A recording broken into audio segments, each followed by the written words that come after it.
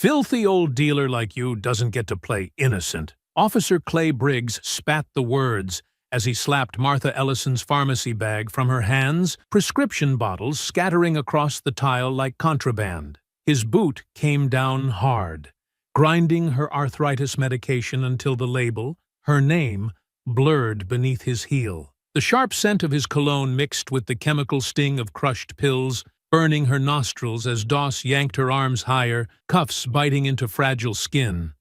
"Look at her!" Briggs barked to the stunned customers, "pretending she's here to buy something." Martha steadied herself, silent, her cardigan slipping from one shoulder.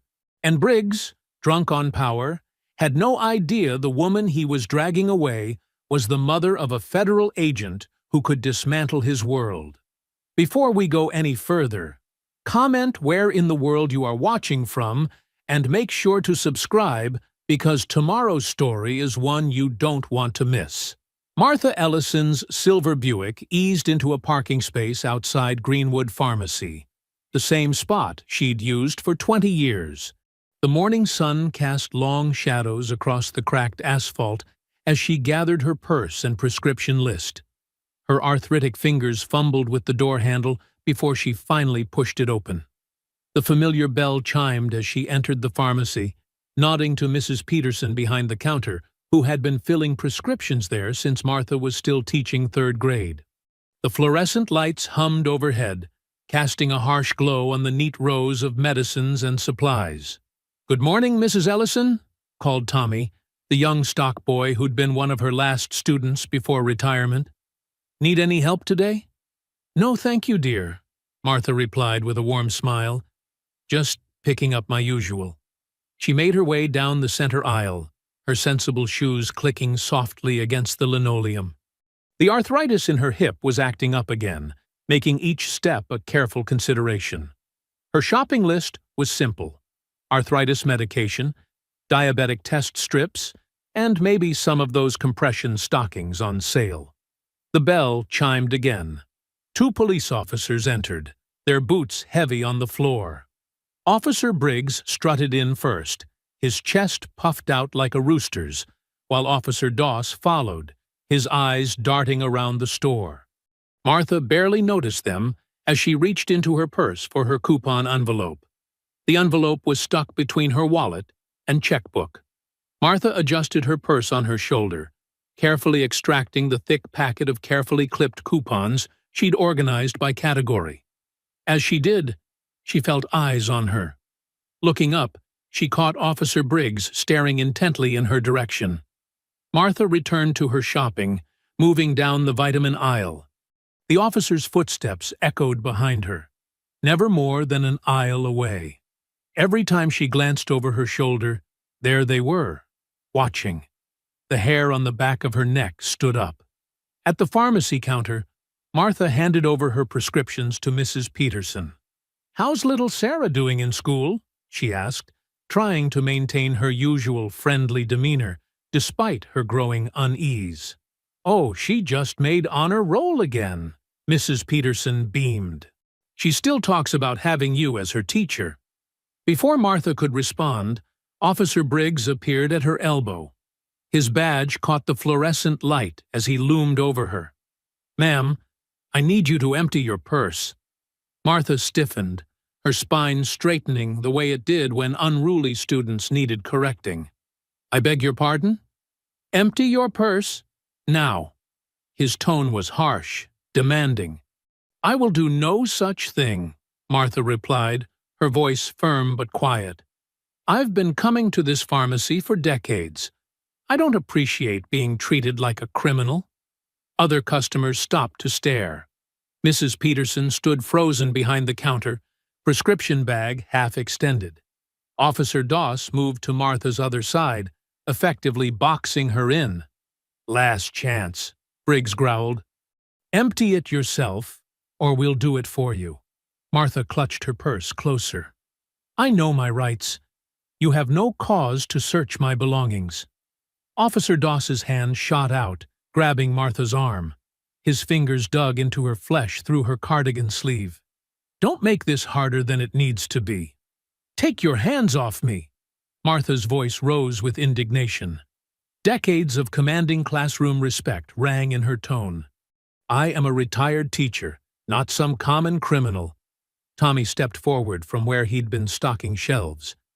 Officers, there must be some mistake.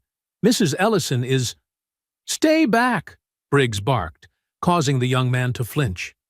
Martha's heart pounded as she looked around at the familiar faces now watching in horror. Mrs. Peterson's hand covered her mouth. The young mother by the baby supplies held her phone up, recording. An elderly man using a walker shook his head in disgust. This is completely unnecessary, Martha stated, fighting to keep her voice steady. I've done nothing wrong. Briggs's face darkened. His hand clamped down on Martha's shoulder, spinning her around. Before she could protest further, he slammed her against the medical supplies shelf. Boxes of bandages and cold medicine clattered to the floor. Several customers gasped. Someone shouted, "Hey!" A child started crying. Martha's cheek pressed against the cold metal shelf as her arms were wrenched behind her back. You people never learn, Briggs muttered, his breath hot against her ear. Martha's hip screamed in pain where it was crushed against the shelf edge. Dignity warred with fear as she felt the cold metal of handcuffs against her wrists. All around her, the familiar pharmacy blurred as tears filled her eyes. The handcuffs clicked shut around Martha's wrists, cold metal biting into her skin. Pain shot through her hip, where the shelf's edge dug in mercilessly. "We've got a dealer here," Briggs announced loudly, his voice echoing through the stunned pharmacy. "Distribution of controlled substances." "That's ridiculous," Martha protested, her voice shaking. "I'm here for my arthritis medicine." Briggs yanked her away from the shelf, spinning her to face the horrified onlookers. "Yeah, that's what they all say. Down on the ground." "Please," Martha begged. "My hip, I can't." But Briggs was already forcing her down, his knee pressing into her back as Doss grabbed her legs. Martha's hip exploded with agony as they pushed her onto the cold linoleum floor. Her cheek pressed against the tiles, still sticky from morning mopping. "Someone help her!" Mrs. Peterson cried from behind the counter. "She's been my customer for 20 years. "Stay back," Doss warned, pointing at the gathering crowd. "This is police business." A young mother near the vitamin aisle held up her phone, recording the scene with trembling hands. "This is wrong," she said. "She's just an old lady." "Hand over that phone!" Doss stormed toward her, snatching it from her grasp. He spotted another customer filming and grabbed that phone too. "Evidence in an ongoing investigation." The young woman who'd been recording by the entrance quickly slipped her phone into her shoe before hurrying out the door. Martha watched her go, tears streaming down her face as Briggs roughly pulled her to her feet. "Let's go, Grandma," he sneered, half dragging her toward the exit. "Time for a trip downtown."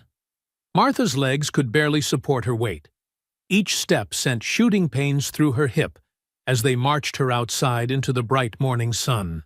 Customers watched helplessly from the pharmacy windows as the officers shoved her into the back of their patrol car. "Dispatch, this is Unit 247, Briggs spoke into his radio, grinning. "We've got a major arrest here.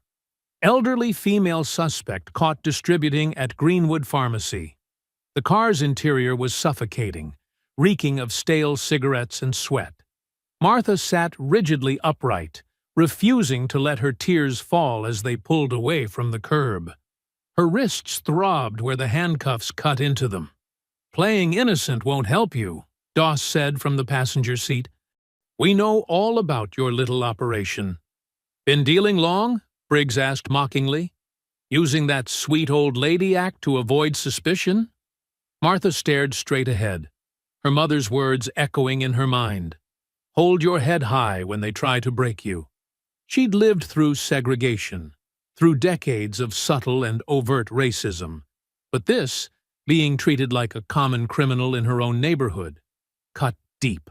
Not so chatty now, huh? Briggs laughed. That's okay. The evidence will do the talking. They pulled into the police station parking lot, the car bouncing over a pothole that sent fresh pain through Martha's hip. Briggs yanked open the back door, roughly pulling her out. Inside the station, a tall black woman in a sergeant's uniform looked up from the desk, her eyes narrowing as she took in Martha's disheveled appearance. "What's this about?" Sergeant Pierce demanded, coming around the desk. "Drug bust at Greenwood," Briggs reported smugly. "Caught her in the act." "Martha Ellison?" Pierce's eyebrows shot up. "The retired teacher? What evidence do you have?" "We received a tip about an elderly dealer," Doss explained. "Observed suspicious behavior with—" "Suspicious behavior?" Pierce cut him off. "This woman taught half the kids in this town. She volunteers at the library." "What exactly did you observe?" "She was concealing items in her purse," Briggs insisted, "making furtive movements." "My coupon envelope," Martha spoke up, her voice hoarse but dignified. "I was organizing my coupons." Pierce's jaw tightened as she looked at the handcuffs. "Remove those. Now." "But Sarge," Briggs protested. "Remove them." Pierce's voice cracked like a whip. Briggs reluctantly unlocked the cuffs. Martha brought her hands forward slowly, rubbing her raw wrists. "The evidence will speak for itself," Briggs muttered defensively. "Once we process her purse—" "Which you seized without probable cause," Pierce noted, her dark eyes flashing. "Mrs. Ellison, are you injured? Do you need medical attention?"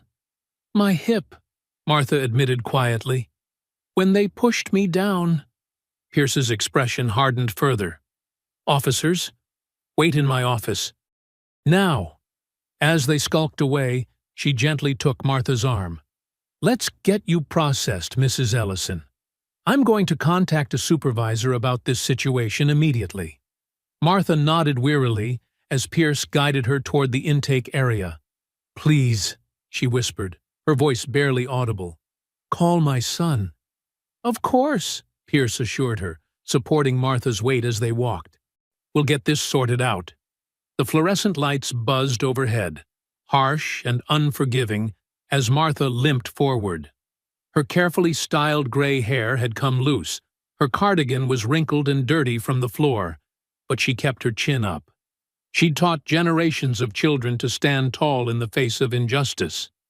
Now it was her turn to live that lesson. The afternoon sun slanted through barred windows, casting harsh shadows across the holding area. Martha sat on the hard wooden bench, her hands trembling, not from fear, but from the deep ache spreading through her body. Her hip throbbed where they'd forced her to the ground, and her wrists still bore angry red marks from the handcuffs. Down the hall, Sergeant Pierce stood in the break room, scrutinizing the hastily written arrest report. Her finger traced each inconsistency, each gap in their story. The anonymous tip had no source documentation. The suspicious behavior was vague at best. And the timeline, it didn't add up. "Officer Briggs," she called out, her voice stern. "A word?" Briggs swaggered in, followed by a nervous-looking Doss. "Something wrong, Sarge." "This report is full of holes," Pierce said, holding up the papers. "You claim you received the tip at 0800, but dispatch has no record of it. Care to explain?" "Must be a clerical error," Briggs shrugged. "The tip came through proper channels." "Which channels exactly?" Pierce pressed. "Because I've called records, and they have nothing." Doss shifted uncomfortably, but Briggs just smirked. "Look, we caught her red-handed. The evidence—" "What evidence?" Pierce interrupted. "A coupon envelope? A prescription bag? You didn't even verify the contents before making the arrest." "We know what we saw," Briggs insisted, his face reddening. "And Chief Rollins backs us on this one." Pierce's eyes narrowed.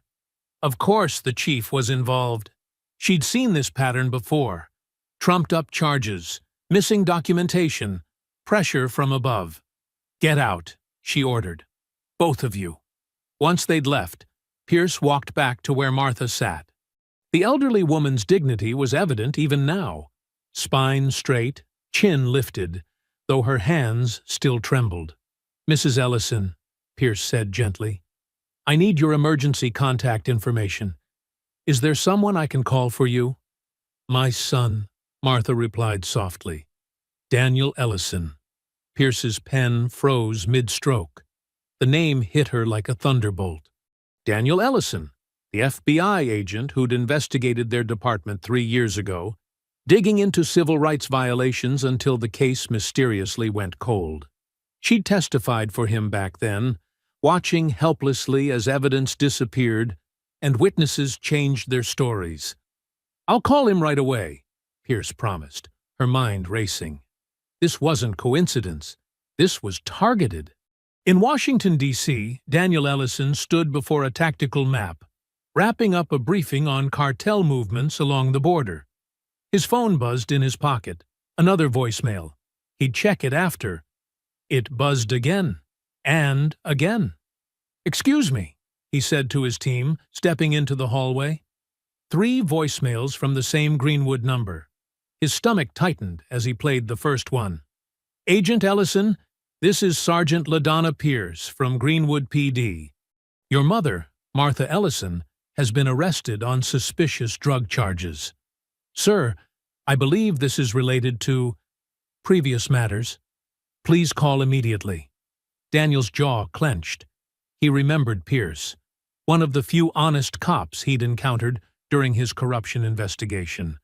If she was calling, "Meeting's over," he announced, striding back into the room. "Jenkins, take point on the surveillance. I have a family emergency." He was already dialing Pierce's number as he rushed to his car. She answered on the first ring. "Agent Ellison, what happened to my mother?" His voice was controlled, but ice cold. Pierce explained quickly. The pharmacy incident, the suspicious tip, the chief's involvement. They're holding her despite lack of evidence. Chief Rollins personally ordered it. Rollins. The name sparked memories of missing files, threatened witnesses, and a case that should have brought down half the department. "How is she?" "She's hurting. They were rough during the arrest, but she's staying strong." Daniel's hands tightened on the steering wheel as he sped toward Reagan National Airport. "Who made the arrest?" "Officers Briggs and Doss. New transfers, but their paperwork's irregular. Almost like they were handpicked." "Keep her safe, Sergeant," Daniel ordered. "I'm on my way. And Pierce, thank you for calling." "Just hurry," she replied softly. "Something's not right here." Daniel ended the call, his mind connecting the dots. 3 years ago, he'd nearly exposed a network of corruption centered around Chief Rollins. Kickbacks, racial profiling, evidence tampering. The case had been buried, but he'd always suspected Rollins knew who was responsible. Now this, an elderly black woman arrested on flimsy charges. His mother, targeted, humiliated, hurt. The message was clear. We haven't forgotten. Back in the station, Martha winced as she shifted on the bench. Her hip felt like it was on fire, but she refused to show weakness. She'd faced worse in her 74 years. Much worse. "Mrs. Ellison?" Pierce approached with 2 uniformed officers she didn't recognize. "I'm sorry, but they're moving you to a holding cell." Martha nodded slowly, using the bench's arm to push herself up. Each movement sent fresh waves of pain through her body. "My son?" she asked quietly. "He's on his way," Pierce assured her. "Try to rest if you can. I'll check on you soon." As they led her down the corridor, Martha thought of Daniel, her brilliant, determined boy who'd grown into a man of justice. She'd never told him she'd kept copies of his case files, hidden away for safekeeping. Something had warned her they might be needed again. The cell door clanged shut behind her. Martha sank onto the thin mattress, her thoughts turning to Daniel, already rushing home to fight for her. She closed her eyes, drawing strength from decades of surviving, of teaching others to stand tall. They'd picked the wrong woman to intimidate. They'd forgotten that sometimes the strongest steel is forged in the gentlest souls.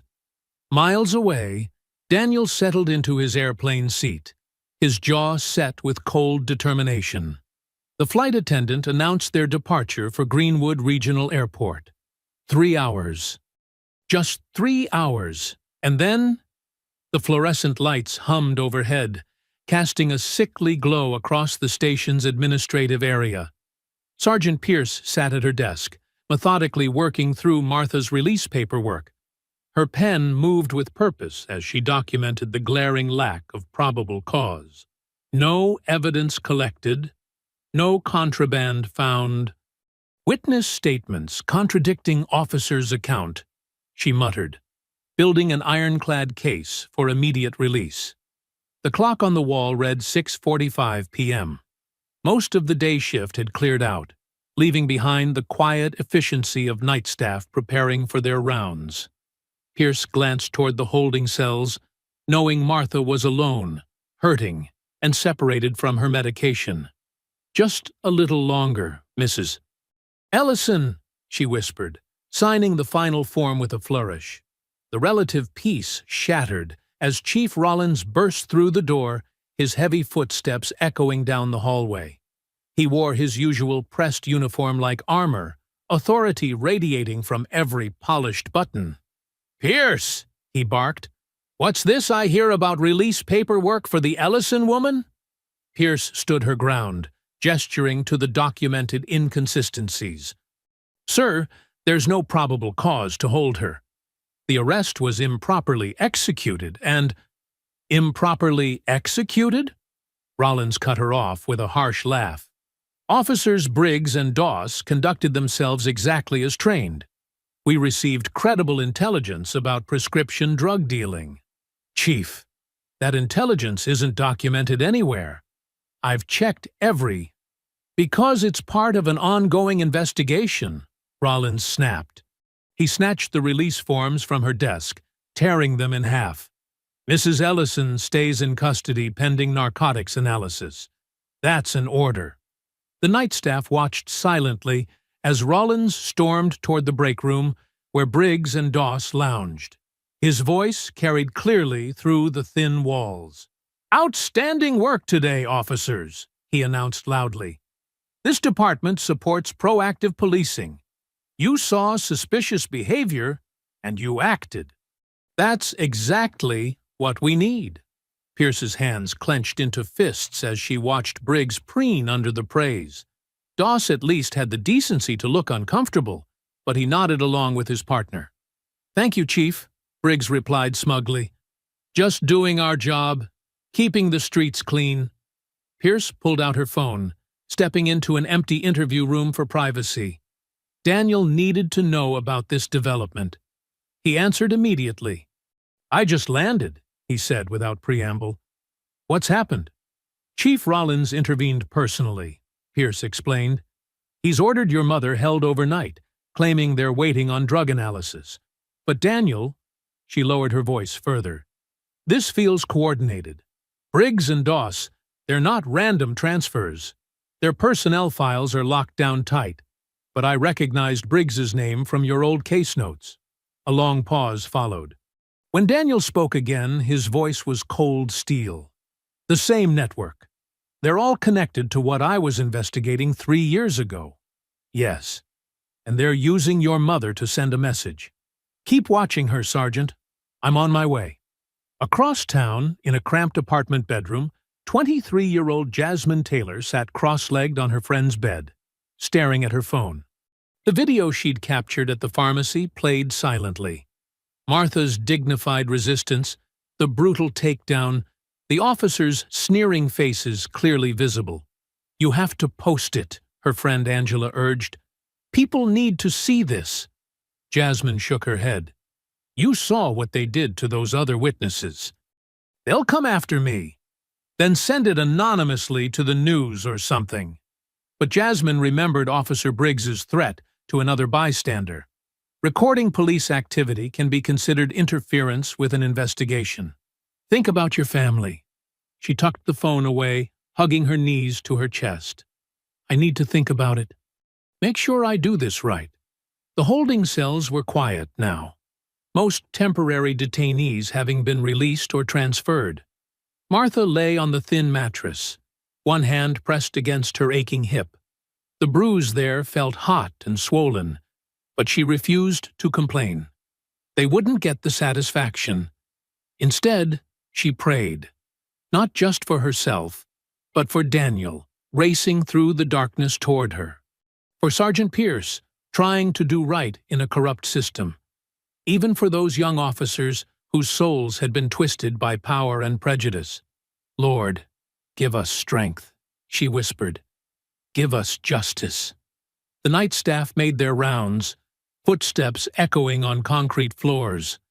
Martha could hear other inmates shifting restlessly, some crying softly, others calling out for attention. She thought of her students over the years. How many had she taught to stand up against bullies, to believe in their own worth? Now she needed to live those same lessons. On the interstate, Daniel gripped his rental car's steering wheel, pushing the speed limit as much as he dared. Exit signs flickered past. 45 miles to Greenwood.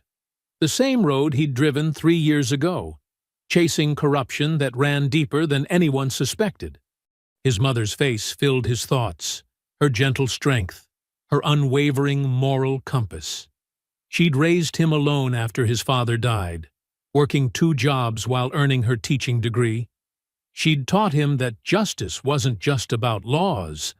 It was about standing up for what's right, no matter the cost. Now she was paying that cost, lying in a cell because corrupt men wanted to send him a message. His jaw clenched as another exit sign appeared. 40 miles to Greenwood. Hold on, Mom, he murmured. I'm coming. The fluorescent lights buzzed on, keeping their merciless vigil as night settled over the station. Martha adjusted her position carefully, trying to find relief from the constant ache. Through her cell window, she could see a sliver of stars. Somewhere out there, her son was coming. And with him, a reckoning these men never expected. Just before midnight, Daniel's rental car pulled into the dimly lit police station parking lot. The building's harsh fluorescent glow cast long shadows across the empty spaces. He killed the engine but remained seated, studying the entrance where, hours earlier, they'd dragged his mother inside. His phone buzzed, a text from Sergeant Pierce. South lot, behind the dumpsters. Daniel found her waiting in the shadows, her dark uniform blending with the night. Her face was drawn with concern as she glanced over her shoulder. We need to be quick, Pierce whispered. The cameras have blind spots here, but Rollins has eyes everywhere. Tell me everything, Daniel said, his voice tight with controlled anger. Pierce pulled out a folded paper. The anonymous tip that triggered this? It was specific. Too specific. They knew your mother would be at the pharmacy today. Knew what she'd be wearing. A blue cardigan and tan slacks. Knew she'd arrive in her silver 2015 Camry. Even knew which parking spot she usually takes. Daniel's jaw clenched. Only someone local would have those details. Exactly. And the tip came through internal channels, not the public line. Someone inside the department targeted her deliberately. Inside the station, Officers Briggs and Doss stood at the evidence processing counter. Briggs held up a small plastic bag containing white pills, a smirk playing across his face. Make sure this gets logged under the Ellison case, he told the sleepy-looking evidence clerk. Found during the initial search, of course. Doss shifted uncomfortably, but said nothing as Briggs dropped the planted evidence into the deposit drawer. What's wrong, Hunter? Briggs taunted. Getting soft on me? Remember what the chief said? We're cleaning up the streets. Yeah, Doss mumbled. Cleaning up the streets. Back in the parking lot, Daniel processed Pierce's information. I need to see the case documents, he said. The arrest report, the evidence log. Already tried, Pierce interrupted. Rollins has everything locked down tight. Says it's an active investigation, no access, without his direct approval. Which he won't give. Not a chance. But Pierce glanced around again before pulling a folded paper from her pocket. I made copies of the intake log before they restricted it. Look at the timestamps. Daniel studied the document under the dim parking lot lights. The evidence submission is logged before the actual arrest time? Pierce nodded. They're getting sloppy. Confident no one will challenge them. They've never dealt with me before, Daniel said grimly. Be careful, Pierce warned. These men, they're not just corrupt, they're desperate. And desperate men are dangerous. A car door slammed somewhere in the lot, making them both tense. Go, Pierce whispered. I'll keep watching your mother. Make sure she's safe. But Daniel? She gripped his arm. Whatever you do, don't let them know how much you know. Not yet. Daniel nodded and melted back into the shadows. Minutes later, his rental car pulled away from the station, heading toward his mother's house on Oak Street. The modest two-story home sat dark and silent, exactly as Martha had left it that morning. Daniel used his spare key, breathing in the familiar scent of lemon furniture polish and the lingering aroma of yesterday's Sunday dinner.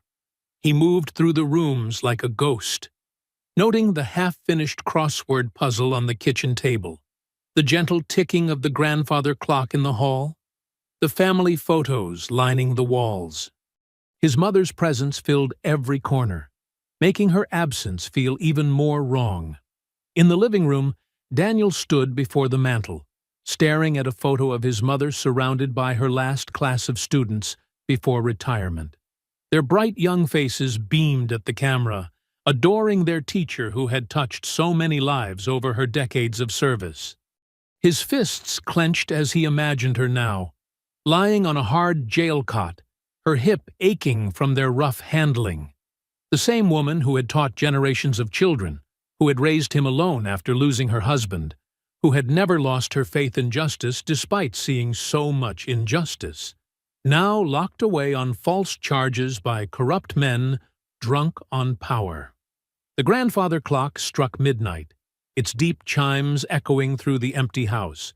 Daniel moved to the window, looking out at the quiet street where neighbors slept, unaware of the corruption festering in their midst. How many others had these officers targeted?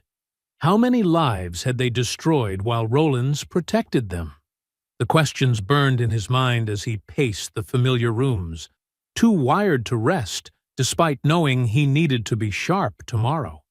In his mother's bedroom, the bed was still neatly made, her reading glasses resting on the nightstand beside a well-worn Bible. A sticky note marked her place.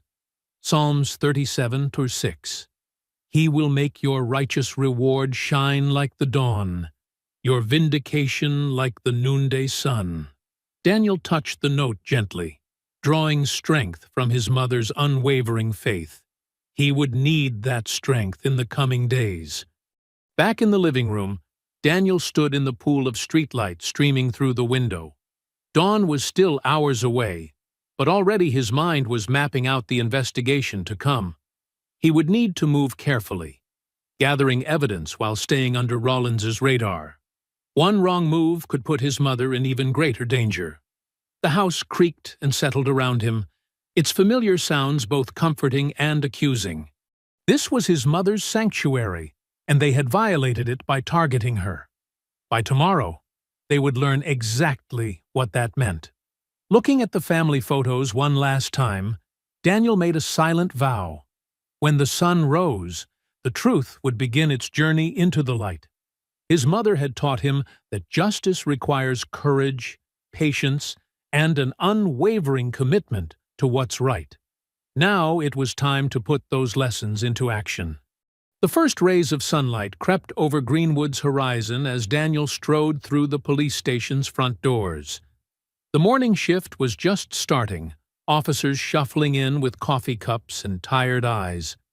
At the front desk, Chief Rollins held court, his bulk filling the space as he gestured dramatically to a cluster of officers. "Quite a haul," Rollins announced loudly, clearly aware of Daniel's arrival. "Found these in Martha Ellison's purse during processing." He held up an evidence bag containing white pills. "Looks like someone's beloved teacher had a side business."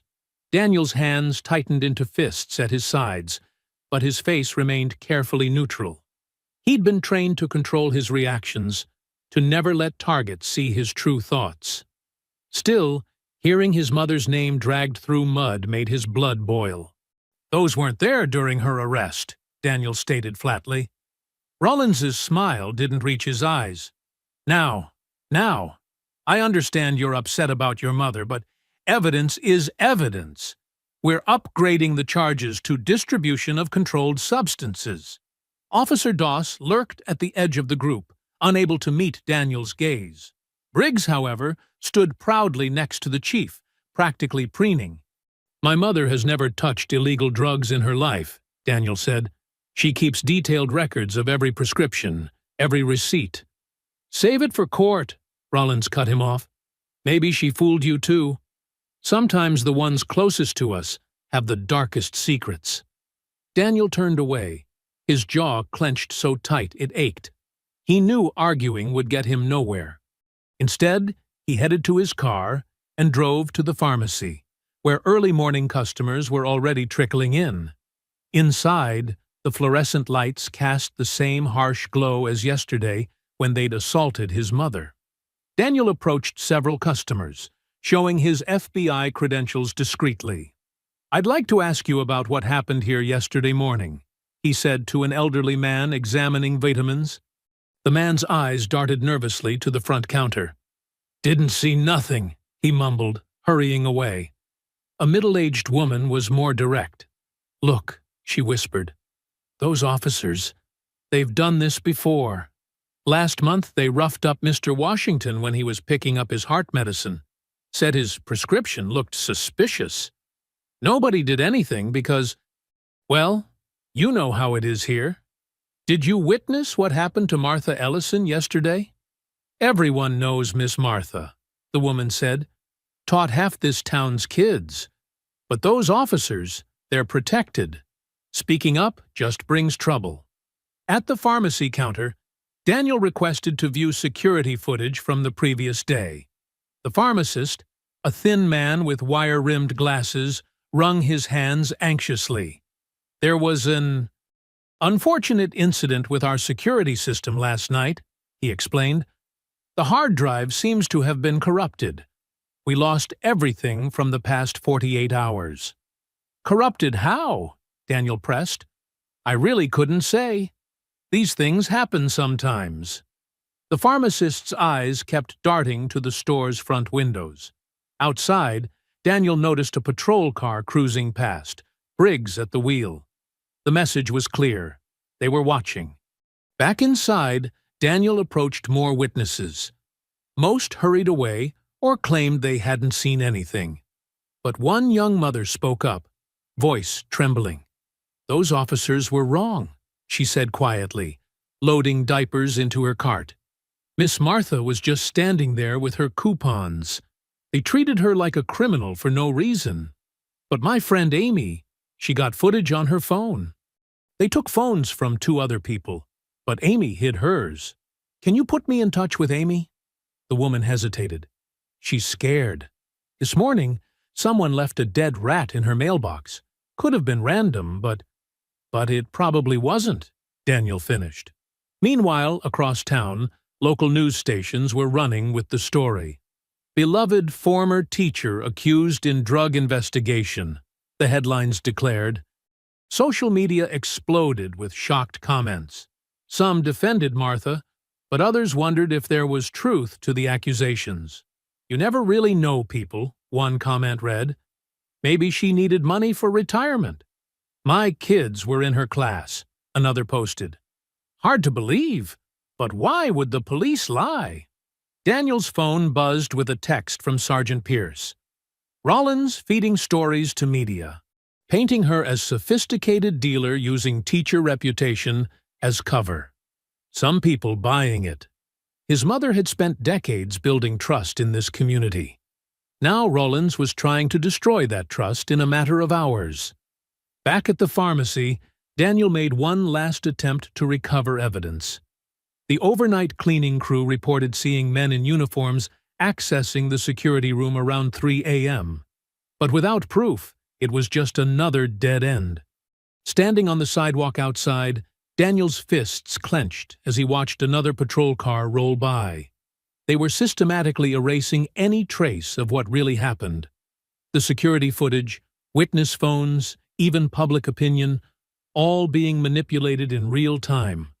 The morning sun now blazed overhead, but its warmth couldn't touch the cold fury building in his chest. His mother remained in a cell, while evidence vanished and lies spread. Each passing hour made the truth harder to prove. A young woman hurried past him into the pharmacy, her eyes down, shoulders hunched.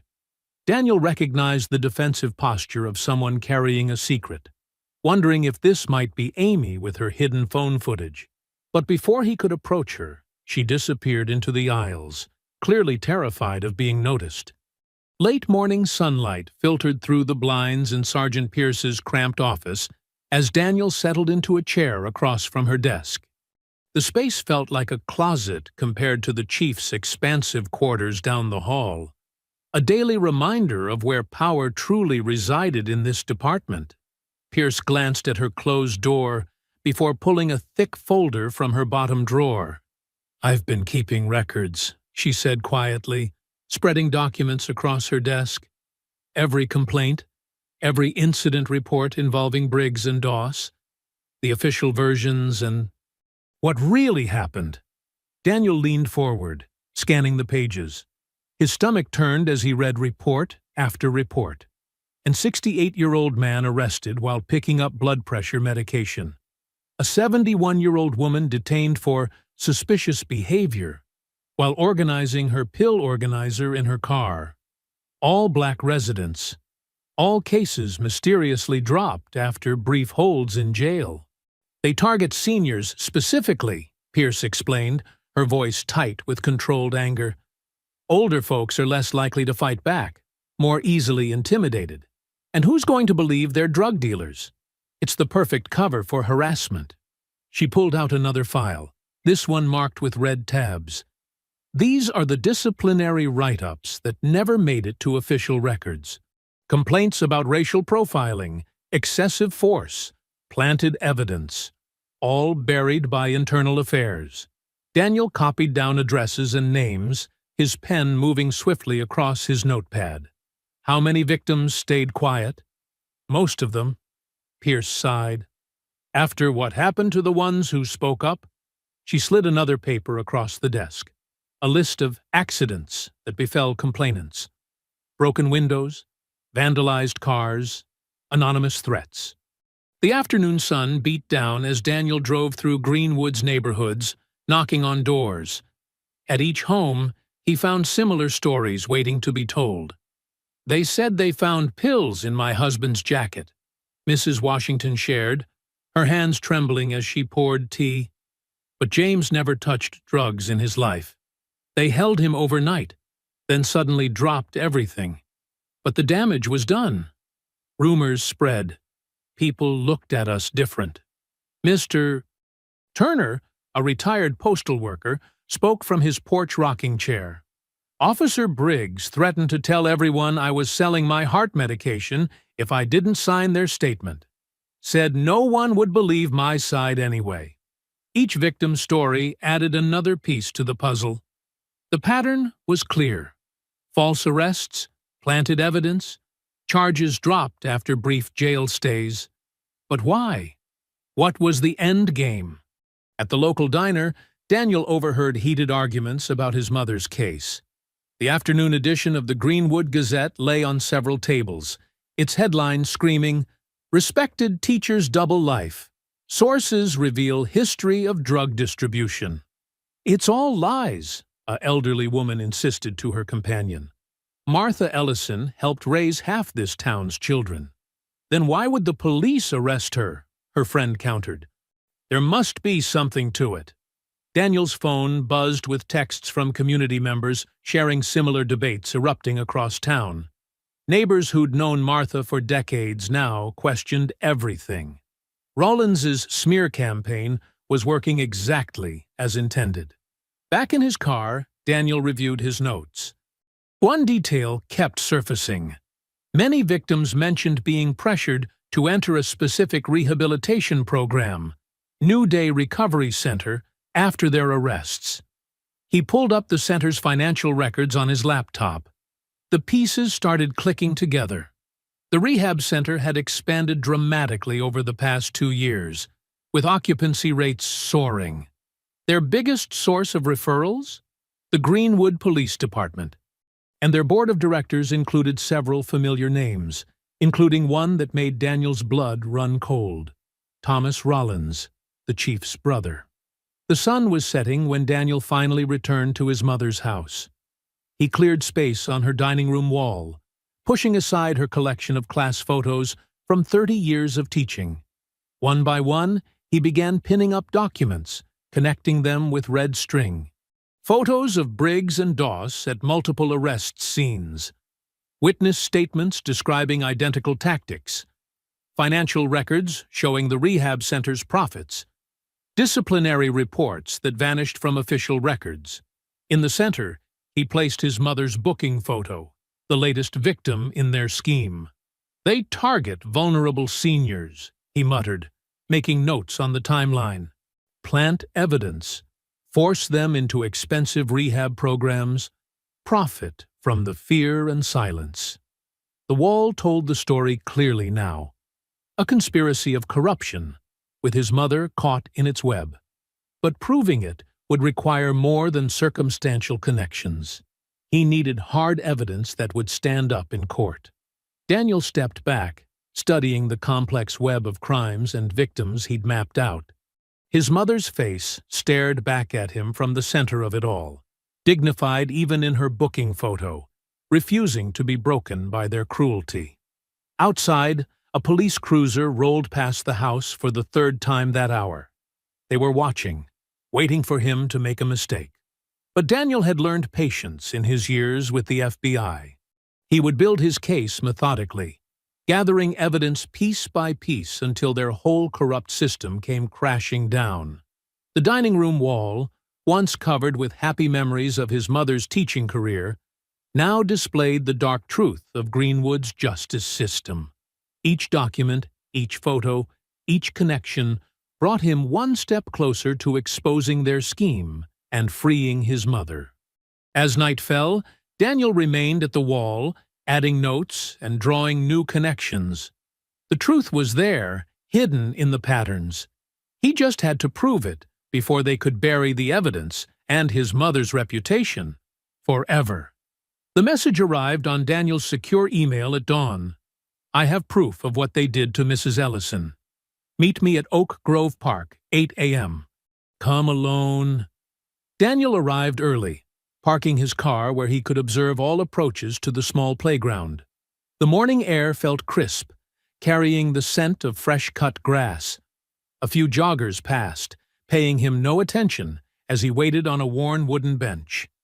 At exactly 8, a young woman in a blue hoodie approached cautiously, glancing over her shoulder. She couldn't have been more than 25, with dark circles under her eyes suggesting sleepless nights. "Are you Daniel Ellison?" she asked softly, staying just out of arm's reach. He nodded, showing his FBI credentials. "Thank you for reaching out." "I'm Sophia," she said, sinking onto the far end of the bench. Her hands trembled as she pulled a phone from her pocket. "I was there when they arrested Mrs. Ellison. I've known her since I was a kid. She was my 4th grade teacher. When I saw what they were doing..." She unlocked the phone, pulling up a video file. "I hid my phone in my shoe when Officer Doss started grabbing people's devices. I couldn't just let them hurt her like that." Daniel watched the footage, his jaw clenching. The video was crystal clear, showing his mother calmly organizing coupons before Briggs and Doss approached aggressively. There was no probable cause, no suspicious behavior. just two officers targeting an elderly black woman, then violently shoving her against the shelves when she questioned their authority. "The sound is good, too," Sophia added quietly. "You can hear them taunting her, making those horrible accusations, and Mrs. Ellison staying so dignified through it all, even when they hurt her." Daniel immediately connected his laptop, creating multiple encrypted backups. "This is exactly what we needed," he said. "Would you be willing to provide a sworn statement about what you witnessed?" Sophia nodded, though fear flickered across her face. "Mrs. Ellison spent 30 years helping kids in this town. Someone has to stand up for her now." By 9:30, Daniel had submitted the footage and Sophia's statement to Internal Affairs.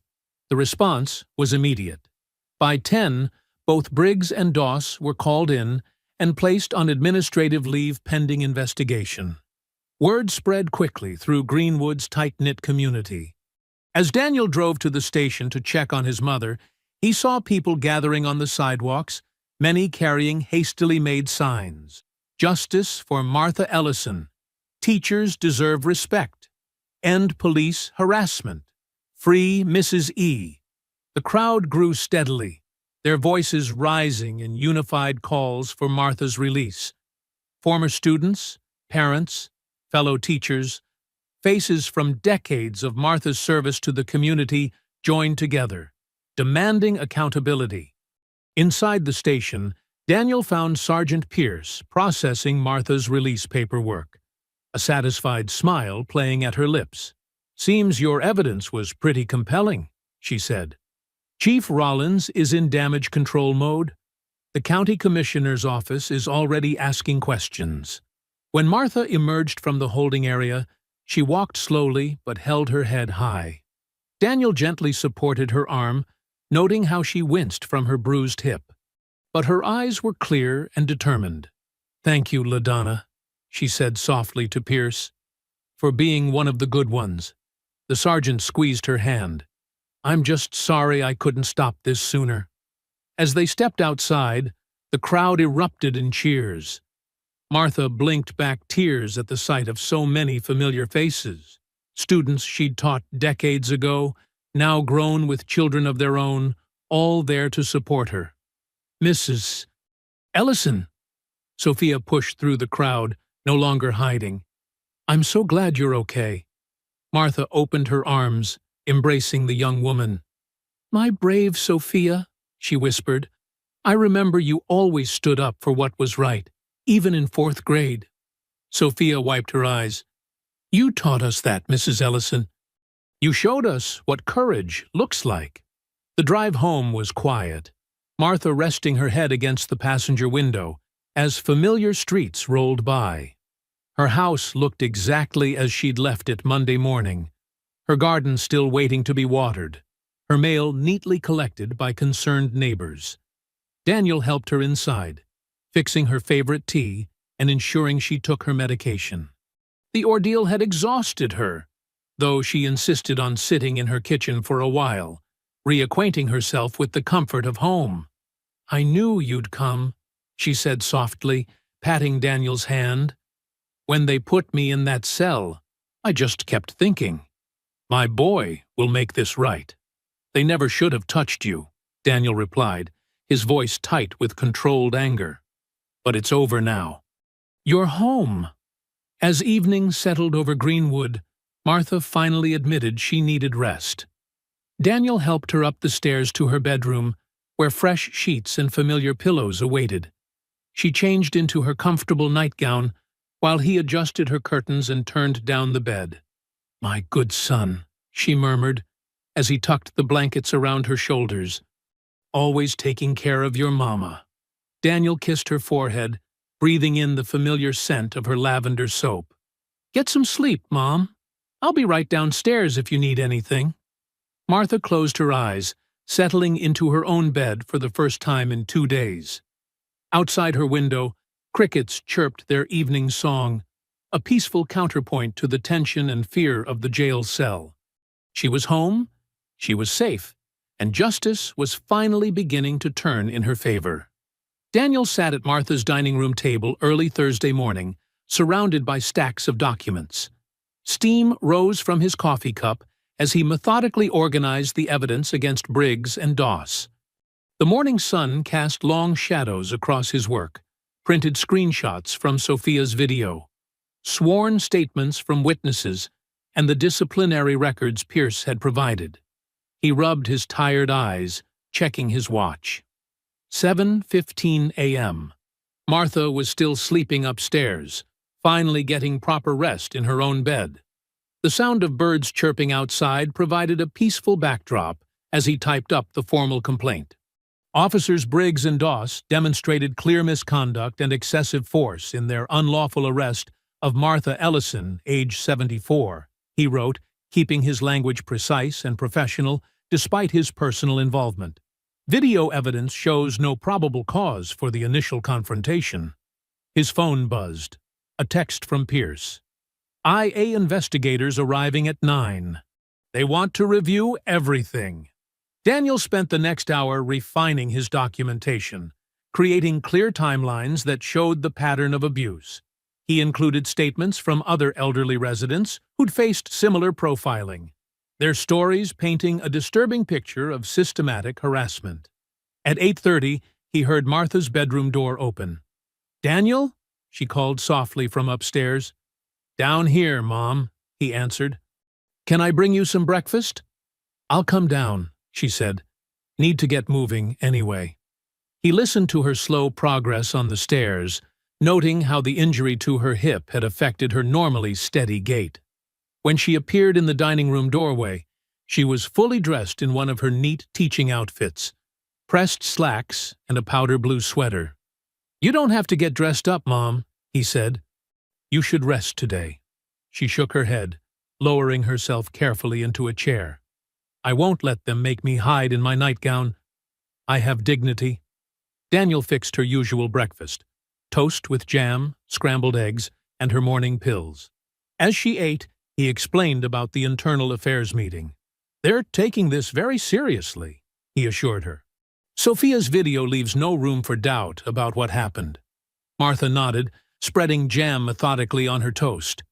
"Those officers need to learn they can't treat people this way. Not just for me, but for everyone they've hurt." At 9 a.m. sharp, 2 IA investigators arrived, Captain Reynolds and Lieutenant Torres. They set up laptops at the dining room table, reviewing Daniel's evidence with careful attention. "The video is particularly damning," Reynolds noted, replaying the footage. "Clear excessive force against an elderly civilian with no justification." Torres examined the disciplinary records, and this fits a documented pattern of behavior from both officers. Multiple complaints of profiling, excessive force, questionable arrests, all buried by department leadership, Daniel added. Until now. They spent 2 hours going through everything. Martha excused herself to rest in the living room, the formal questioning obviously tiring her despite her brave face. "This is compelling stuff," Reynolds finally said, closing his laptop. "We'll be launching a full investigation immediately. Officers Briggs and Doss will remain suspended, and we'll be looking very carefully at Chief Rollins's involvement." Daniel walked them to the door, relief washing over him. Finally, the wheels of justice were turning. Around noon, Pierce called with encouraging news. "Word spreading through the department," she said. "Several officers have approached me privately, saying they want to distance themselves from Briggs and Doss. They're worried about going down with them." "Good," Daniel replied. "Maybe some of them will come forward with what they know."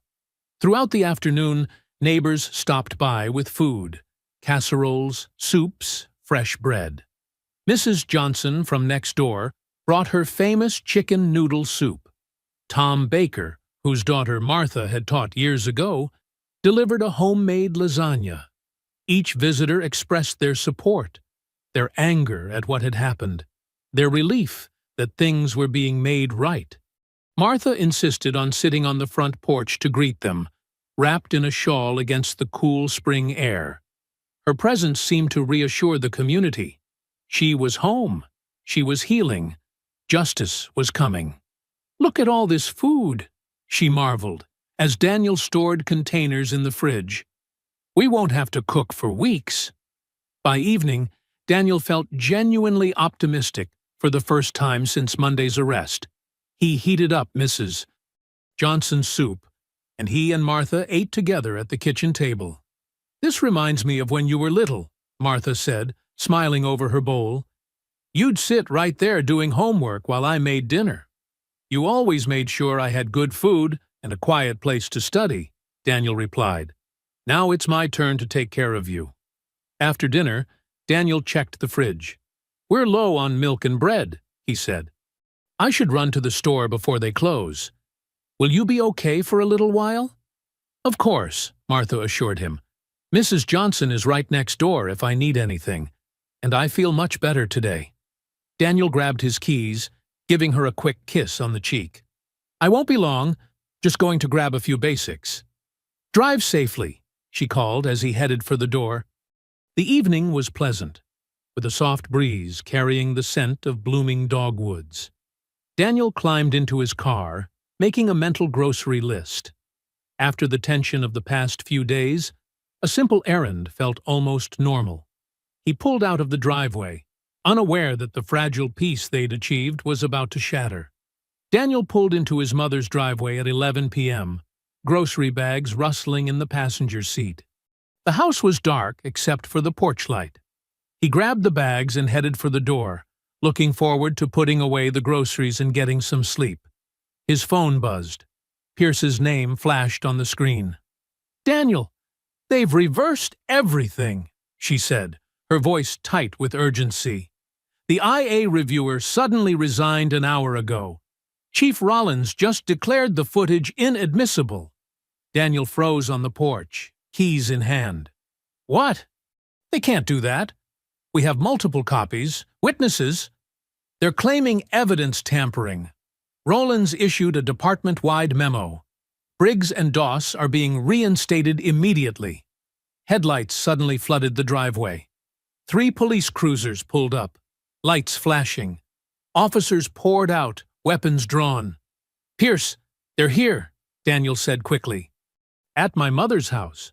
"Daniel, listen to me." Pierce's voice cut off as Officer Doss knocked the phone from Daniel's hand. "Federal agent," Daniel called out, reaching for his ID. "This is a private residence." "We have a warrant," Briggs announced smugly, waving a paper. "Step aside." More officers pushed past him into the house.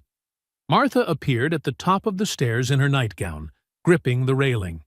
"What's happening?" she asked, voice trembling. "Mom, stay upstairs." Daniel tried to reach her, but 2 officers blocked his path. "Mrs. Ellison, we need you to come downstairs," Briggs called up. "We're seizing evidence related to an ongoing investigation." "You have no right," Daniel began. "We have every right." Chief Rollins himself appeared in the doorway. "Your files are being seized as evidence of attempted obstruction of justice. And the charges against your mother have been upgraded to distribution of controlled substances."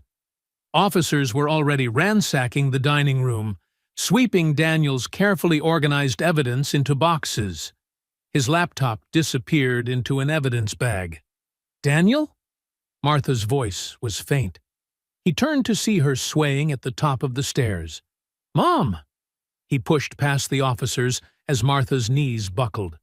He caught her just before she hit the steps, easing her down.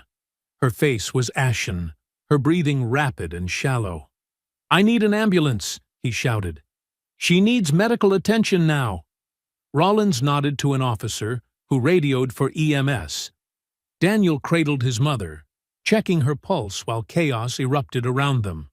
Officers continued their search, pulling apart closets and drawers. "You're going to answer for this," Daniel told Rollins, who stood watching with crossed arms. "Careful, Agent Ellison," Rollins replied. "Threats against law enforcement are taken very seriously." The ambulance arrived within minutes. As paramedics loaded Martha onto a stretcher, Daniel tried to gather her medication from the bathroom. An officer stopped him. "That's all evidence now," Briggs said, dropping the pill bottles into an evidence bag. "She needs those," Daniel protested. "She'll get proper medical care," Rollins said smoothly. "We wouldn't want any controlled substances leaving the premises." Daniel followed the stretcher out to the ambulance, arguing with officers in the driveway about Martha's prescriptions. Neighbors were emerging from their homes, drawn by the commotion. Mrs. Johnson stood on her porch in a bathrobe, hand over her mouth in shock. "You can ride with her," a paramedic told Daniel. "But we need to go now." Daniel climbed into the ambulance, gripping Martha's cold hand as they pulled away. Through the back windows, he could see officers carrying boxes of his files to their cruisers. At the hospital, Martha was rushed into the emergency room while Daniel paced the waiting area. His phone buzzed with messages from Pierce describing the sudden departmental reversal. The IA reviewer had submitted his resignation letter at 10 p.m., citing personal reasons. Within minutes, Rollins had declared the investigation compromised and ordered all evidence sealed. After what felt like hours, a doctor finally emerged. "Your mother is stable," she said, "but she experienced a severe anxiety attack that triggered concerning cardiac symptoms. Given her age and medical history, we'd like to keep her overnight for observation." Daniel nodded numbly. "Can I see her?" Martha lay small and pale in the hospital bed, an IV in her arm and monitors beeping steadily. Her eyes fluttered open as Daniel took her hand. "I'm sorry," she whispered. "Don't apologize, Mom. None of this is your fault." "My pills. We'll get you new prescriptions first thing tomorrow," he assured her. "Try to rest." She drifted off, exhaustion finally overtaking her. Daniel sank into the bedside chair, his mind racing. The conspiracy reached deeper than he'd imagined. They'd been ready with warrants, with legal justification, with a coordinated plan to seize his evidence. Someone with serious influence was protecting this network. The steady beeping of Martha's heart monitor filled the quiet room. Daniel watched her sleep, seeing new lines of worry etched on her face. She'd spent her life teaching children, building community trust, earning respect. Now she lay in a hospital bed, her home ransacked, her reputation under attack, all because of corrupt officers who saw her as an easy target. A nurse came in to check Martha's vitals, adjusting the IV drip. Through the window, Daniel could see the first hints of dawn approaching. He hadn't slept, his anger building with each passing hour. The local authorities had shown their hand. They would destroy evidence, intimidate witnesses, and hurt innocent people to protect their power. But they'd underestimated how far Daniel would go to get justice for his mother. As Martha's monitors beeped steadily in the pre-dawn quiet, he made a silent promise. He would take this fight beyond their reach, to people they couldn't bully or bribe. Whatever it took, he would make them answer for what they'd done. Sunlight crept through the hospital room's thin curtains as Daniel shifted in the uncomfortable chair. He'd been there all night, dozing fitfully, watching the monitors track his mother's vital signs. Martha stirred, her eyes fluttering open as a nurse came in to check her morning readings. "How are you feeling, Mrs. Ellison?" the nurse asked, adjusting the blood pressure cuff. "A bit better," Martha replied softly. Her voice was weak but clear. The nurse recorded her vitals and left them alone. Daniel leaned forward, taking his mother's hand. "The doctor says you can probably go home today if your numbers stay stable." Martha squeezed his fingers. "Daniel, there's something I need to tell you." She paused, gathering strength. "Something I've kept hidden for years." "What is it, Mom?" "That case you worked on before they shut you down, when they made you leave town." Martha's eyes held a spark of determination. "I saved some things they tried to destroy." Daniel stiffened. "What things?" "A flash drive, with all the documents you gathered. The financial records, the emails, everything." Martha's voice grew stronger. "When they forced you out, when they were searching for evidence, I knew I had to protect it. Mom, those files were classified.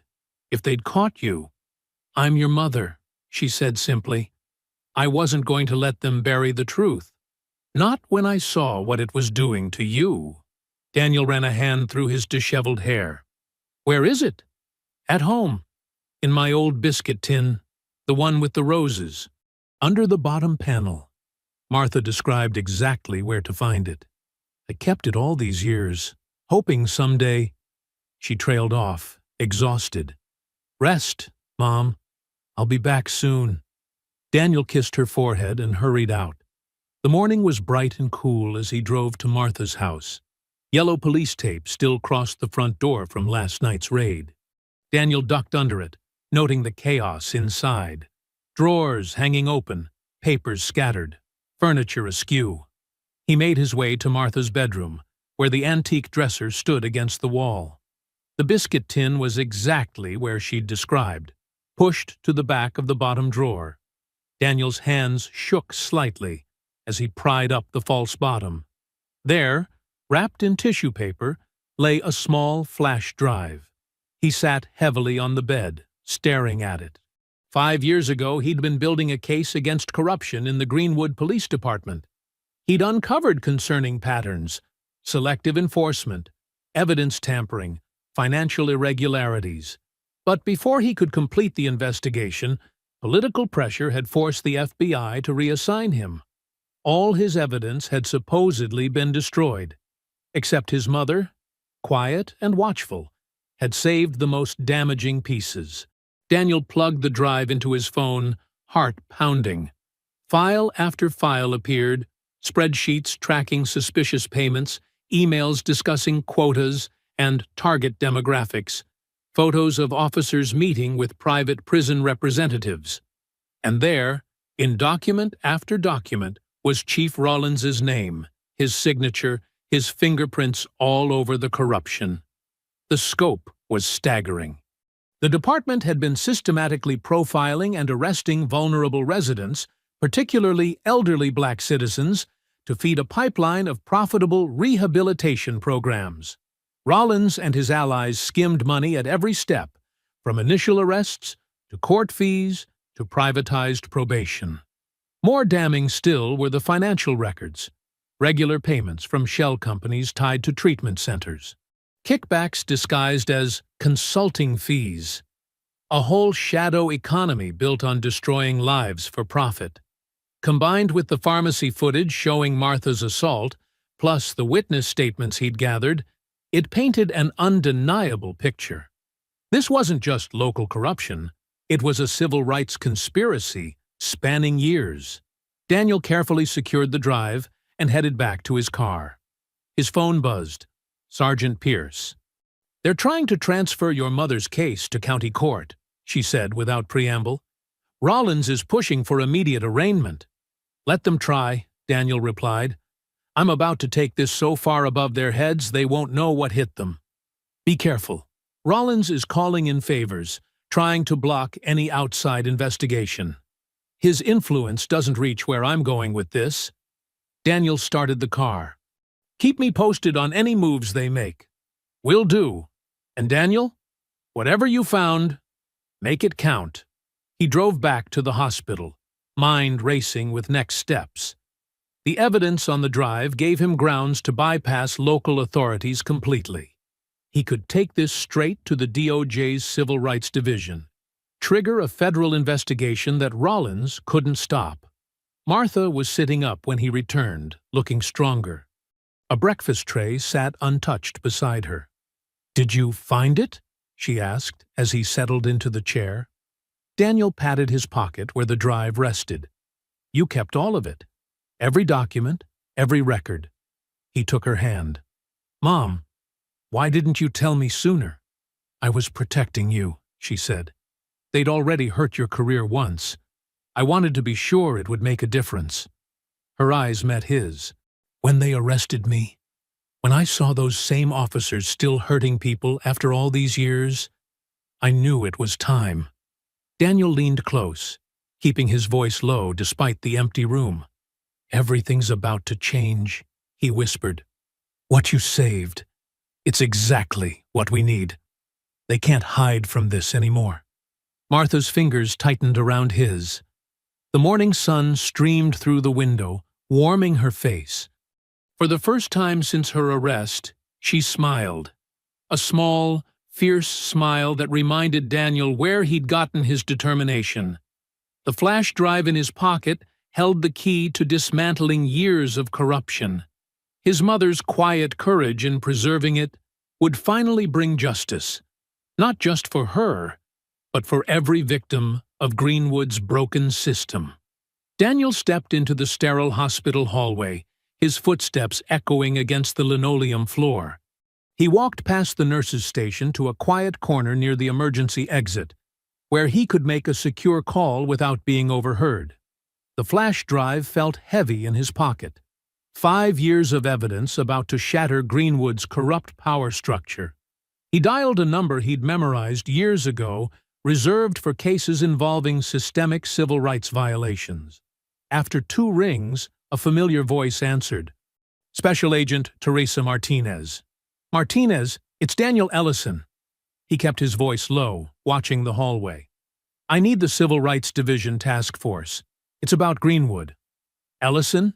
The corruption case that got buried? Papers rustled on her end. What's changed? Everything. Daniel described Martha's arrest, the planted evidence, the pattern of targeting elderly black residents. And I have proof. Financial records, emails, documentation of the whole network. They're profiting from targeted arrests through kickbacks from private rehab facilities. Martinez's tone sharpened. Send me what you have. Now. Daniel pulled out his laptop, connecting through a secure hotspot.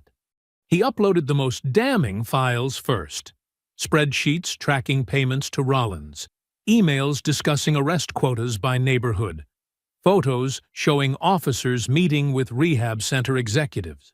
Jesus, Martinez muttered, reviewing the documents. This goes deeper than before. The pharmacy footage, uploading now, shows clear civil rights violations. They assaulted my mother without cause, then planted evidence to justify it.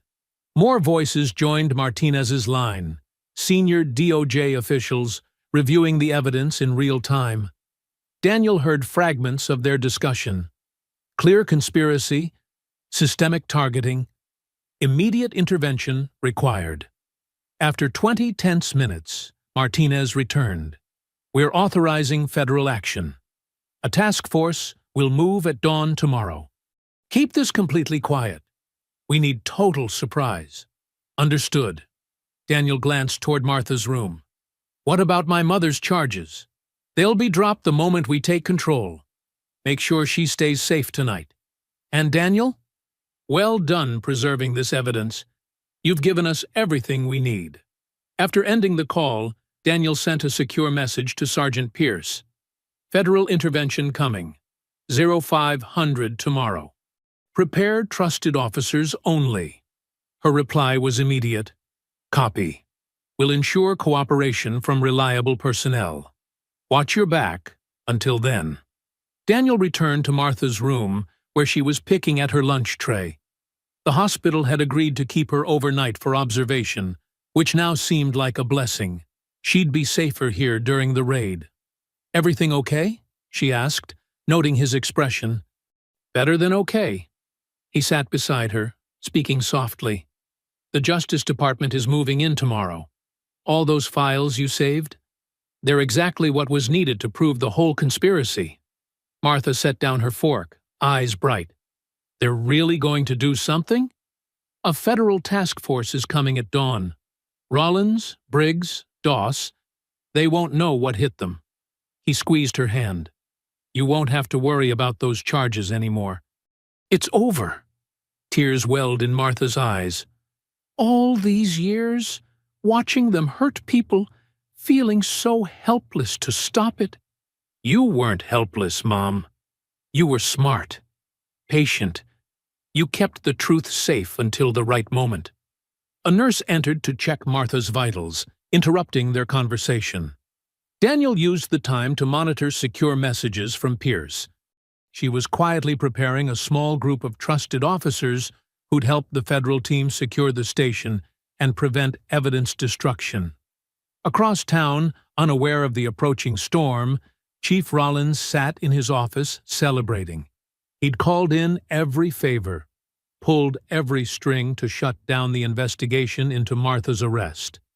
The pharmacy footage was buried, witnesses were scared silent, and that troublemaking FBI agent would soon crawl back to Washington with his tail between his legs.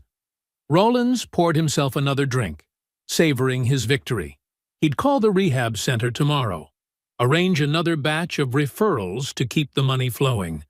The system he'd built was perfect, untouchable. Daniel spent the evening by Martha's bedside, watching the sun set through the hospital window. They talked about her former students, sharing memories of happier times. He made sure she ate dinner, took her evening medication, got comfortable for the night. "Try to rest," he said, adjusting her pillows. "Tomorrow will be a better day. I know it will." Martha's voice was tired but determined, because this time the truth is coming out. All of it. As darkness fell, Daniel's phone buzzed with a secure message from the DOJ task force. Teams en route at 0500. The federal vehicles moved like shadows through Greenwood's empty streets. Headlights off, engines hushed. Black SUVs and tactical vans positioned themselves around the police station with practiced precision. The morning air was crisp, still dark enough to mask their approach. Special Agent Martinez stood beside an armored vehicle, checking her watch. 4:59, she whispered into her radio. "All teams in position?" Confirmations crackled back from every entry point. Inside the station, Sergeant Pierce had ensured the overnight shift consisted only of officers she trusted. They'd been quietly briefed and knew to stand down when the raid began. At exactly 5 a.m., Martinez gave the signal. "Execute!" Teams breached every entrance simultaneously. The front doors burst open as agents flooded the building, weapons ready, shouting clear commands. The few officers on duty immediately raised their hands, following Pierce's instructions from earlier. "Federal agents! Everyone on the ground!" The dispatch officer froze, hand hovering over the radio. An agent quickly secured the communication system, ensuring no one could warn the targets. Martinez led the team heading for the locker room, where Briggs and Doss had just arrived for their early shift. The door crashed open, catching them mid-change into their uniforms. "Don't move! Hands where we can see them!" Briggs stood shirtless, reaching for his weapon. An agent tackled him before he could grab it, driving him face first into the cold tiles. "What the hell is this?" he snarled, struggling as they cuffed him. Doss didn't resist, his face draining of color as agents secured his hands behind his back. The confidence that came from Rollins' protection evaporated in seconds. Martinez read their charges clearly, her voice echoing off the metal lockers.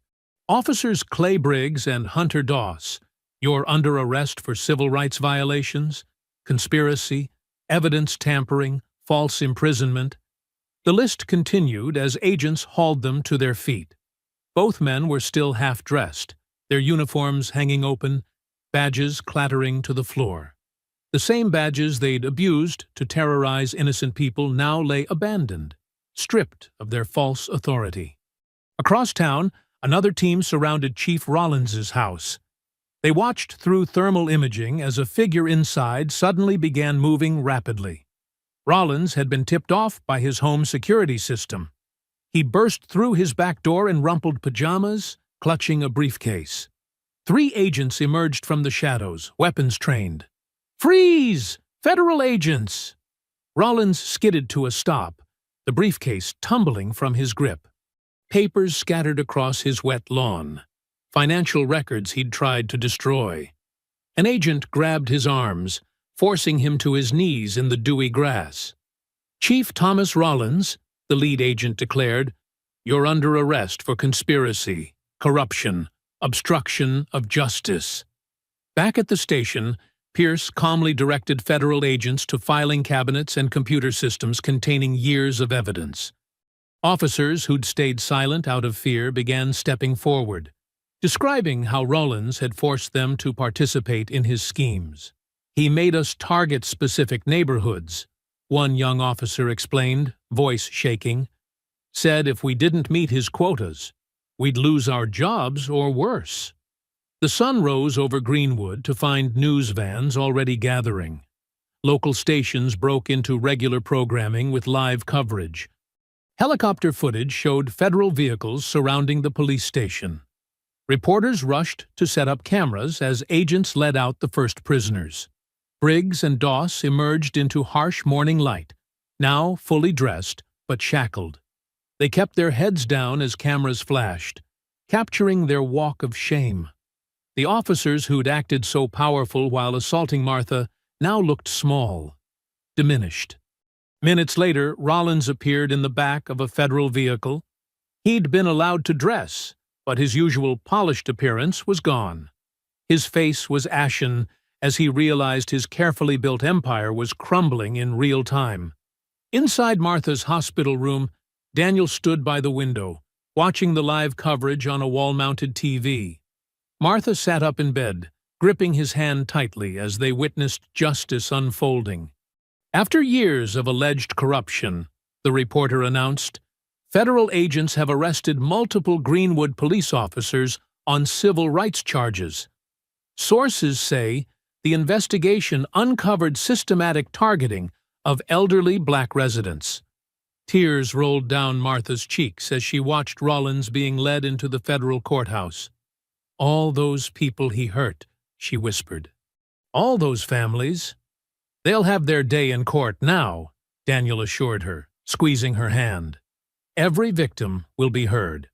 The TV showed Pierce speaking briefly to reporters, her demeanor professional but satisfied. "The Greenwood Police Department will cooperate fully with federal authorities. Our mission is to protect and serve all citizens equally."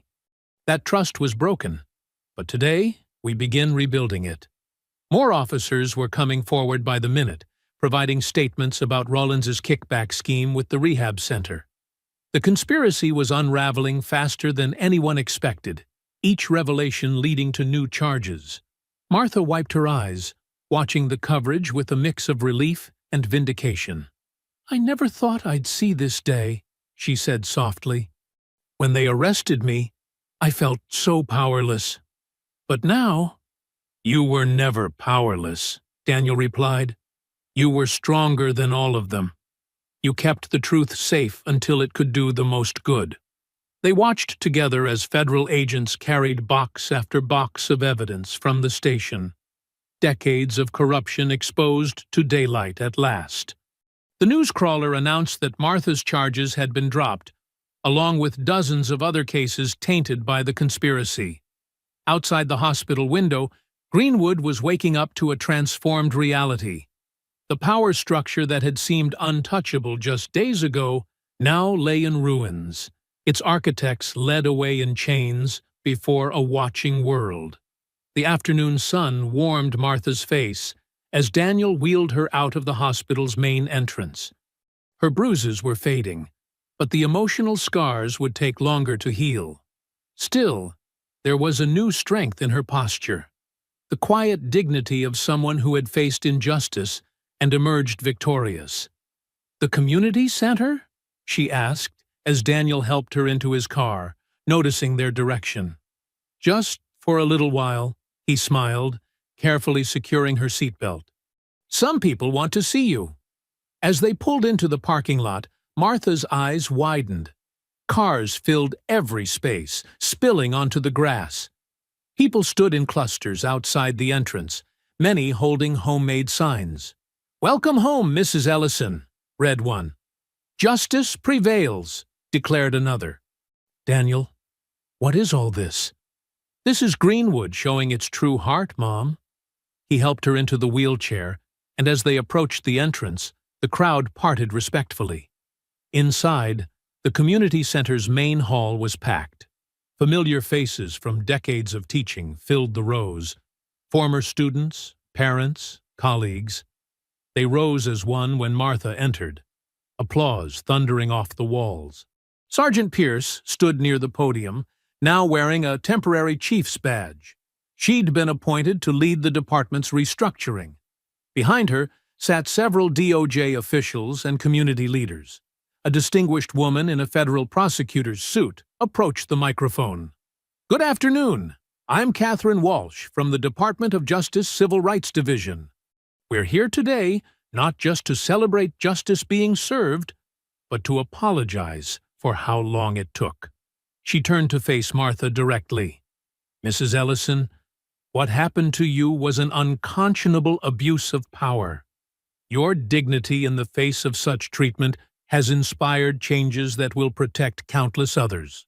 On behalf of the federal government, I formally apologize for the trauma you endured." Martha nodded graciously, dabbing at her eyes with a tissue as Walsh continued. "Today, we're announcing the creation of the Senior Citizens Protection Initiative, a federal oversight program ensuring law enforcement accountability in cases involving elderly citizens. Additionally, Mrs. Ellison will receive a settlement of $500,000 in recognition of her ordeal." More applause filled the room. Martha gripped Daniel's hand, overwhelmed by the moment. Walsh gestured to someone in the crowd.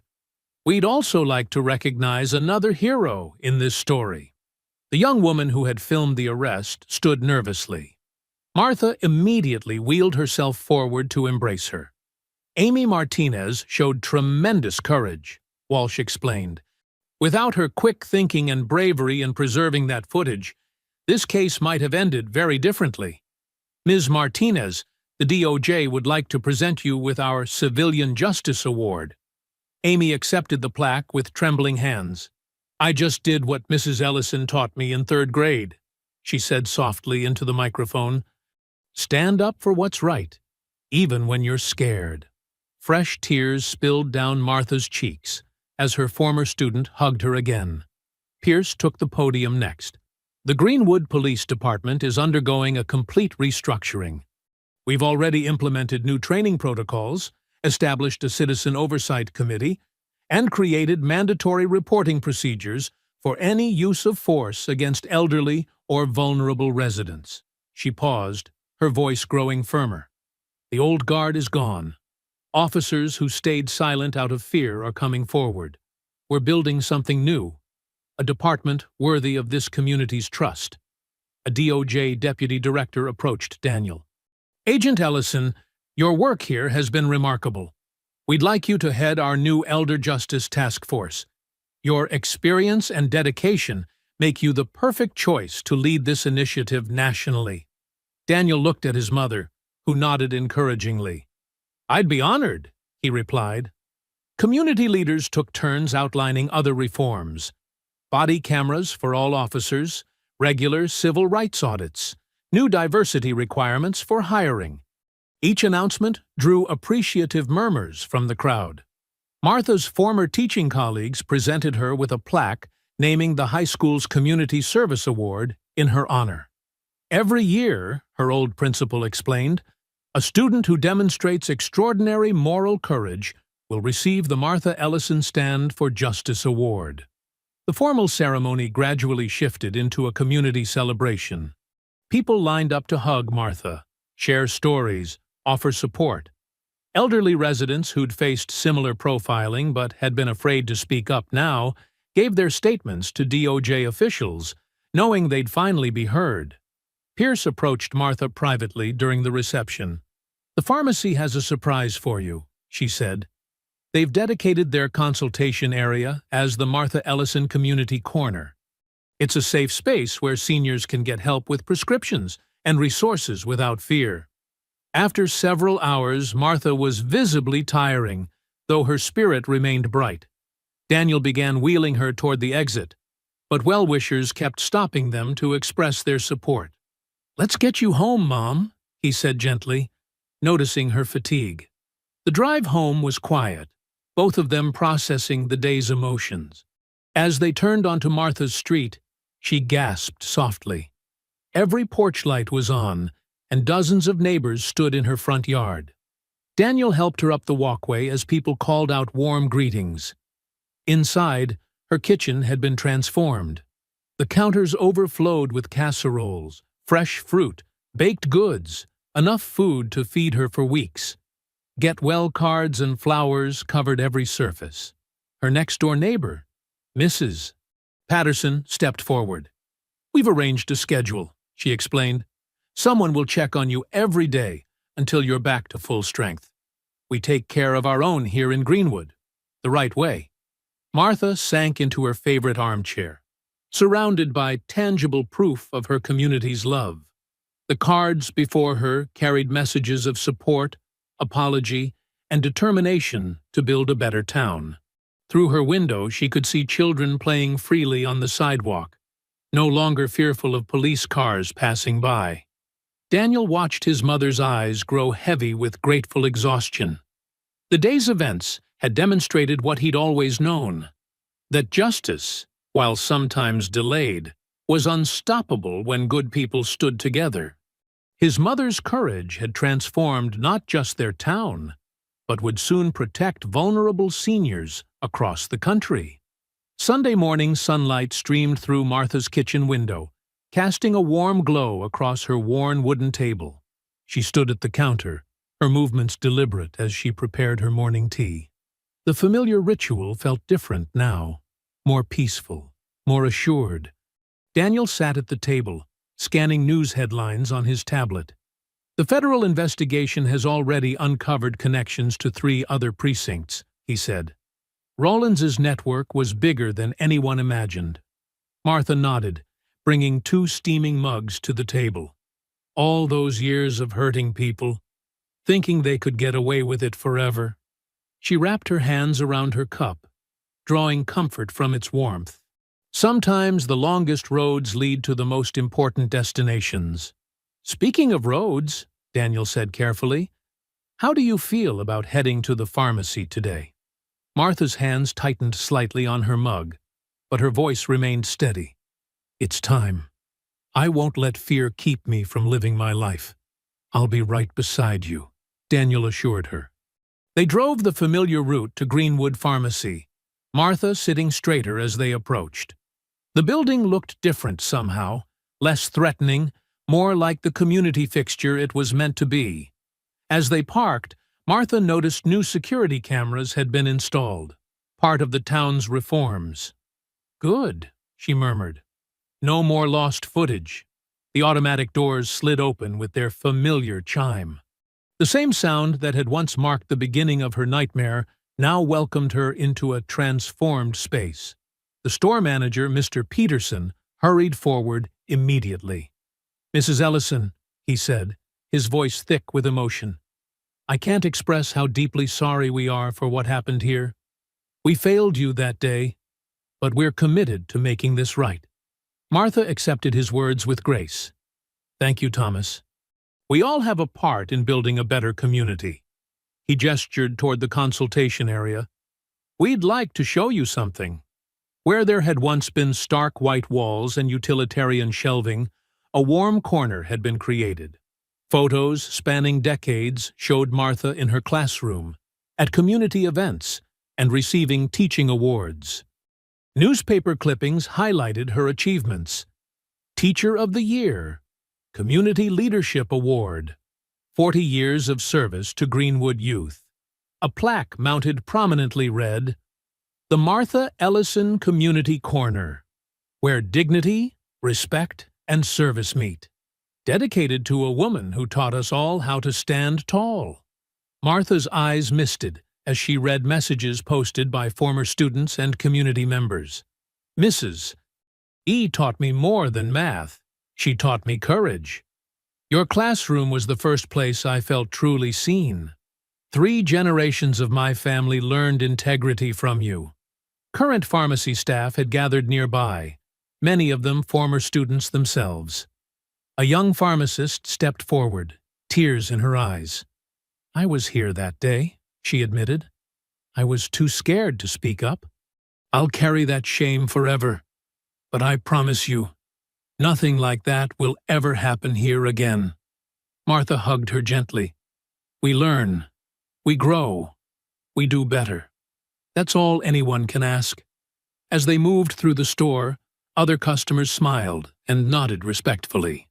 Where once there had been hostile officers watching her every move, now there was only the normal bustle of Sunday morning shoppers. Daniel watched his mother carefully, ready to support her if the memories became too much. But Martha moved with quiet confidence, her head high as she selected her items. She paused in the aisle where she'd been assaulted, touching a shelf briefly. You know, she said softly to Daniel, standing here now, I feel sorry for them. Who, Mom? Rollins, Briggs, Doss, all of them.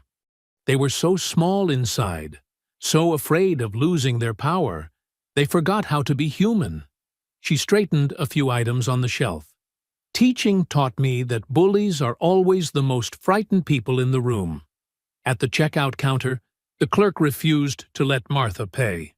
Your money's no good here anymore, Mrs. Ellison. Store policy. Daniel's phone buzzed as they finished bagging their items. He stepped aside to take the call, returning with a satisfied expression. That was the DOJ task force. They've traced all of Rollins's connections to the private prison industry.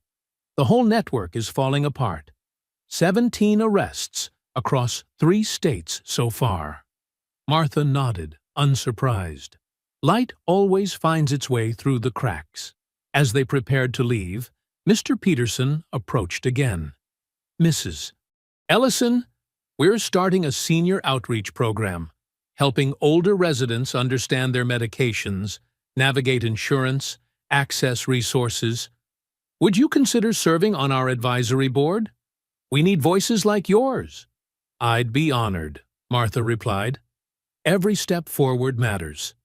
They walked toward the exit, Martha's arm linked comfortably through Daniel's.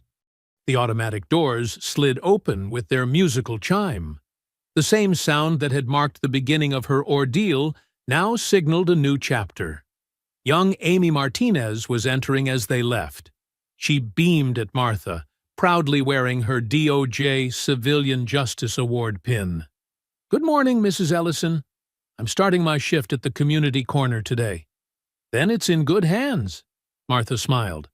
Keep standing tall, Amy. They stepped out into the bright Sunday morning, the door chiming behind them. Where police cruisers had once loomed menacingly, families now walked freely on the sidewalks. The air itself felt lighter, cleaner somehow, as if the whole town could finally breathe again. I hope you enjoyed that story. Please like the video and subscribe so that you do not miss out on the next one. In the meantime, I have handpicked 2 stories for you that I think you will enjoy. Have a great day.